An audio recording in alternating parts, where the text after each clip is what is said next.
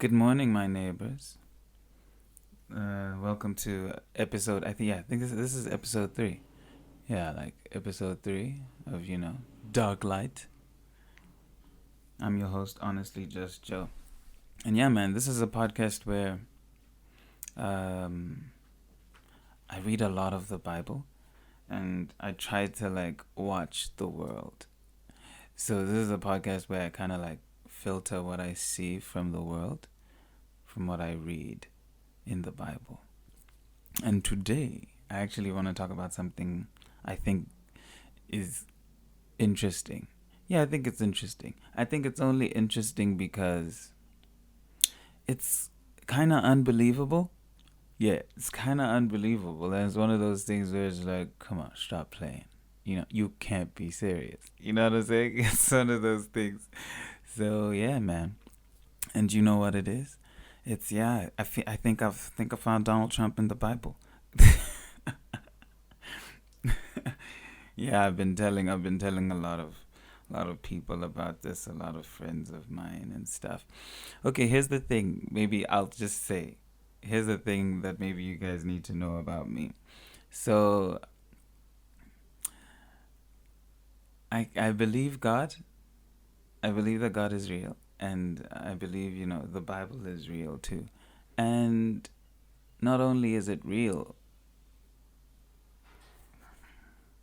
I trust what it says. Yeah, I trust what it says. But I don't just blindly take it, you know? If the Bible tells me, yo, you were made from the earth, I'll be like, oh, for real? I mean, that's cool. But then if there's a way you can check what my body makeup is, and then check out what the makeup of the earth is, and see if that scripture, is telling the truth. So, yeah, so that's what I do. And so far, man, God is spot on with everything. So, yeah, man, I'm a huge fan of his work. Uh, yeah, so I think I found Donald Trump in the Bible. He was chilling, man, sipping on a mojito. No, I'm just kidding. Um, so actually, I wasn't even looking for him. It started about like 2 or 3 weeks ago when I started reading the book of Job. Yeah, when I started reading the book of Job. So I was really reading it. I was really paying attention. This time around, I was like, yeah, like I said in the previous episode, like that. I was really paying attention to the arguments, to what was being said, because I wanted to, understand, the story of Job, because it's a fascinating one. It's like, I think it's the only one where we get to see God allowing the devil to do whatever he wants, and then we see the direct effects of the devil doing what he wants, and we get to kind of we get a glimpse into what the person is going through. Funny, man, he even talks about wanting to take his life, but he won't do it because he loves God, and he won't end the life that he was given by God. So he's like, God is the one who should kill him then, if this is what God's gonna give him. Anyway, I'm digressing. I do that sometimes. Anyway, so I was reading that book. It was very interesting. Talked about it in the previous episode. Won't talk about it again. Uh, and it's one of the friends. It's one of his friends who was speaking to him. Something he said, something he was saying. Actually, I think it's a couple of them. Yeah, it's like two of them, I think. Because what was happening was they were saying they had concluded that Job was wicked. And so they were describing, how wicked people behave and what their end is, you know? And they were like, so Job should just, repent. So in their description of what wicked people, how they behave, that's where I started to see, I don't know, from about chapter 12, I don't know, but early on as I was reading. Let's see, because I have been paying attention to the news, especially the news about Donald Trump with the impeachment trial and everything. because so I was following the story. I know the story. I know what happened, and I was like, as I was watching it, I was like, okay, surely this guy, he did something wrong, and he's gonna be removed. And I was like, well, because I was paying attention to the story. Like anybody who listens to the story of what happened will be like, yo, Donald Trump was full of crap. And so he, yes, I was paying attention, and I honestly thought he was gonna be impeached and maybe even removed. Because I've also been watching, listen to how he speaks. Watch the things he does. This guy really doesn't know what he's doing. Like the wrong person became president. It's one of those things where it's like, if they could take it back, I think they would. you know? I honestly think they would. I think they didn't know what they were getting themselves into. Whoever got him there. So, so, so he's full of crap. He's a wicked man. My God, he is. Yeah, man, he's something else. So when I was reading, when they were reading to Job, describing to Job, how wicked people behave. It was like, yo, a lot of that was fitting him, but I was like, nah. I don't think, nah, maybe it's not him, because there's another guy in my own life who that description fit perfectly too, So I thought, okay, this is just a general description of bad people, like wicked people, So I'm like, okay, that's why it fits so many people. Until I got to chapter 18. Chapter 18. So as it goes, it's describing a wicked person, a wicked man. And you're like, okay, cool. It's just the general description again, right? Until verse 20 and 21. The last two verses, those are the ones that made it specific to Donald Trump. Because I think verse 20 says,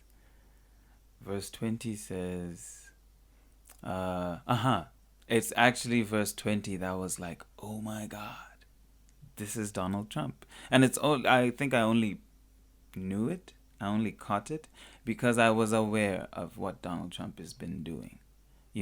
That's the only reason I was able to pick it out. I was still just studying my book of Job, hearing the argument. So anyway, verse 20 says, they of the West are appalled at his day. Horror seizes them of the East. Yeah, and then I think 21 says something about, surely such are the dwellings of him who knows not God. And I was like, yo, like everything else was just general, like anybody could have been there. And then those two verses made it specific.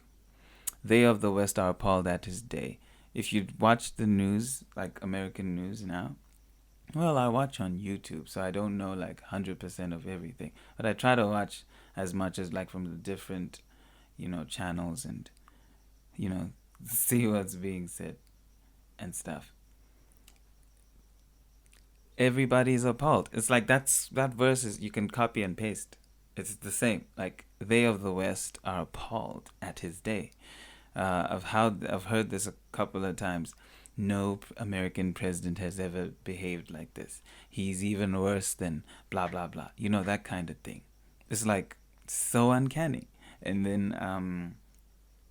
horror seizes them of the East. The first thing that came to mind that he did was when he pulled out the troops from Syria or something. Yes. And he's like, and I was like, oh my God. Because I think one of the news stories that I heard, that I watched or whatever, apparently somebody on the ground said, the Syrian troops, they were saying, you guys are abandoning us. Why are you guys, it's like, yo, why are you leaving us? Trump, was saying, nah, we're doing this good and all that stuff, blah, blah, blah. His whole thing is, we are not the police of the world. We've been there for too long. We're just bringing our people home. You guys need to sort out your own business. Right? So already you can see the heart of a person like that. Because the world is a village. The world is a village.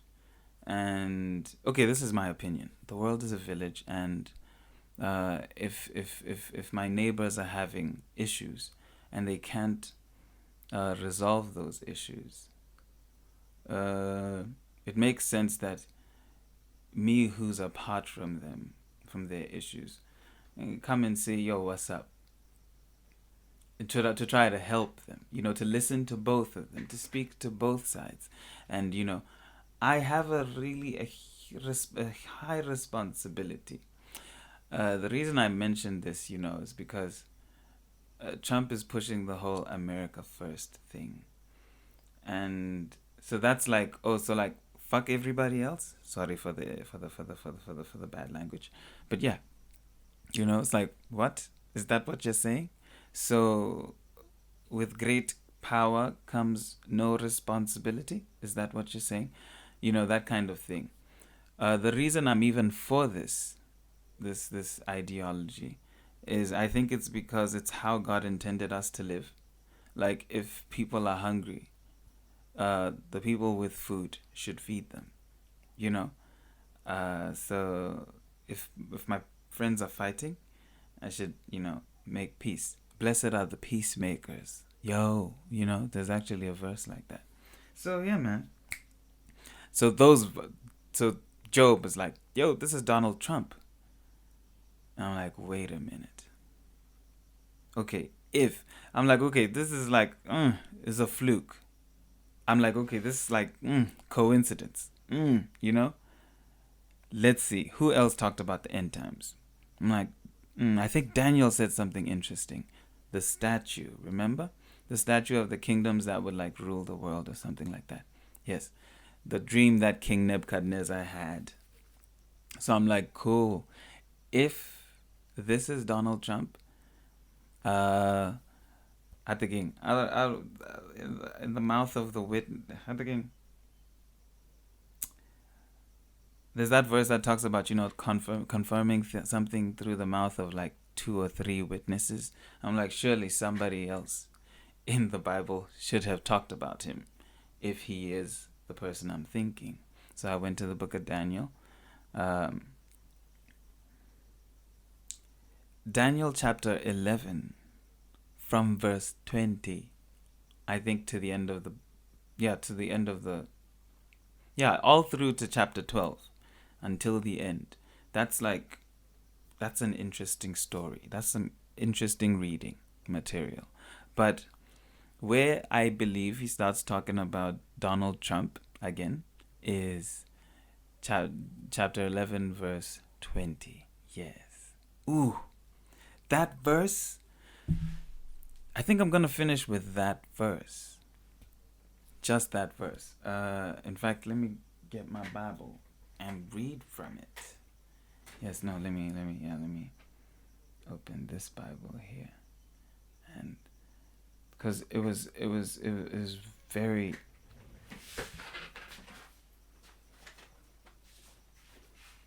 get my main Bible, my real Bible. Okay, come on. Book of Daniel. Let's do this real quick. Don't want to waste the people's time. I ain't trying to waste your time. I don't want to waste your time. I really don't. So, show yourself. There it is. The book of Daniel, right? The book of Daniel, chapter 11, from verse 21. Oh yeah, so if this guy is Donald Trump, then the guy from verse 20 is Barack Obama. Anyway, okay, I'll just start with Barack Obama just so you hear what it says about him, right? Very interesting. It says, so verse 20, right? It says, then shall arise in his place one who shall send an executor an exactor of tribute for the glory of the kingdom. But within a few days he shall be broken, neither in anger nor in battle. Yes. So I think this was just to show that Obama's gonna bow out gracefully. Yeah, he's gonna bow out gracefully or something. Yeah, I think that's all it was saying. Then now, Donald Trump, verse 21. In his place shall arise a contemptible person to whom royal majesty has not been given. He shall come in without warning and obtain the kingdom by flatteries. Again, uncanny description of Donald J. Trump. I don't know what the J stands for. I'm sure they said it. They say it. I don't care enough to thingy. But yo, I mean, the Bible is saying it, saying he's contemptible. That's what I feel when I think of him and, how he behaves, how he speaks. That's just, it's him, it's him. And, you know what else it says that's interesting. It says, a contemptible person to whom royal majesty has not been given. Let me try and say, okay, what I understand from that is, so apparently Trump cheated in the 2016 elections in some way. He rigged the elections or something, He was helped by, Russia. So that would mean he's not, if that is true, right? This is like in quotes or whatever. My God, they mustn't come for me. Hey, I'm just a nice guy out here. Anyway, it means if that is true, he isn't a legitimate president. Yeah, he's president, but it means he's not a legitimate president. And you know what's funny? That also would be exactly what the verse is saying, because it's saying to whom royal majesty has not been given. And you know what else I love about that verse? Like, if it's true, T.B. Joshua. I love that guy. I love him. He's so dope. Like, I love his teaching. Like, when he teaches the word, my God, it's almost like it's Jesus speaking. I think I just like his spirit. Yeah, he's humble compared to like the other prophets out here. Anywho, one thing I like about what this verse says is T.B. Joshua made a prophecy. I like that it kind of confirms that he saw some real stuff. He saw the truth. He prophesied that Hillary Clinton would win the elections and she would be the president. And then, well, the results came out and it was Donald Trump. He still maintained what he saw. And this verse is saying the person who will rule that kingdom, which is the northern kingdom, which is what that chapter is talking about, says this person will be somebody to whom royal majesty has not been given. Now, one thing I know about the end times is they still maintain the language of the Bible, kings and princes and all that stuff. But the reality of it today is that's referring to presidents and governors and governments and all that stuff. So this verse, not only is it saying that's Donald Trump, it's also saying he really isn't the president, even if he is the president. And it's also confirming what T.B. Joshua said, which I like, because I like him. So yeah, man, I think I'm going to end it there. I think I found Donald Trump in the book of Habakkuk as well, but like, it was along the same veins. It was just something in how the conversation was going between Habakkuk and God that made me think might be him here too, and I'm also still looking for him exactly like proper in the book of Revelation. So yeah, man, I'm still doing the research on Donald Trump in the Bible. It's very interesting because, yeah, man, I honestly believe he's the last king. Meaning he's probably like after his reign, like when he's done, then Jesus will come back. So I'm thinking he might win the elections this year. Yeah, and run and be president for a second term. That's my prediction, I guess. Like if this verse is true. But yeah, if not, man, I guess we'll still be alive, and I'll be like, okay, I guess I was wrong, and we will continue. I mean, I'll still be reading the Bible and all that stuff. But yeah, man, I look forward to seeing this. I hope you guys are too. And once again, thank you for listening. If you made it all the way to here, big ups to you, man. Thank you so much. Peace out until the next one.